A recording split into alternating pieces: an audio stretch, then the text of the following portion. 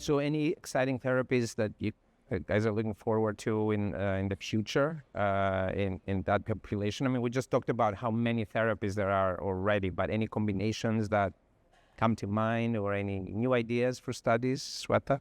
I think at this ASH, there's multiple combinations are being presented, the long-term, the FR squared, of course, and then we know the data from TAFR squared.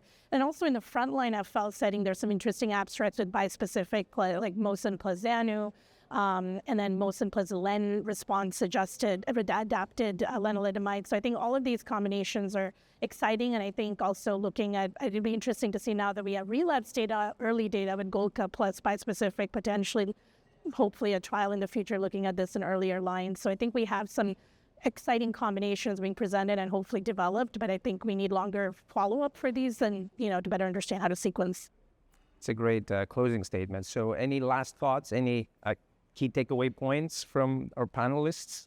One other exciting trial that I'm quite interested in seeing results are at our center. Dr. Nastoupil was previously our lead for indolent lymphomas, and we have a lot of cool studies in that space. But in the front line, we have a study of obinutuzumab plus golcadomide for newly diagnosed follicular patients that have a need for therapy. So this idea of kind of moving these to earlier lines, there are studies that are ongoing, and obviously we'll need to see results and then scale them up to larger centers. But I think that the future is bright. Despite the challenges we've talked about a lot of agents and the complex landscape, it's a great problem to have so many cool new drugs that we need to figure out how to best use them and help our patients.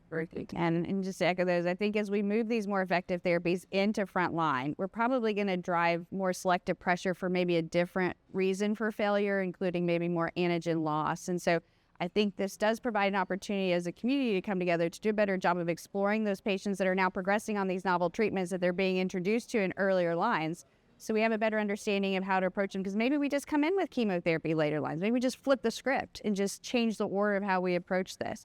It's going to be interesting. Yeah, it's a great talk. Swetha?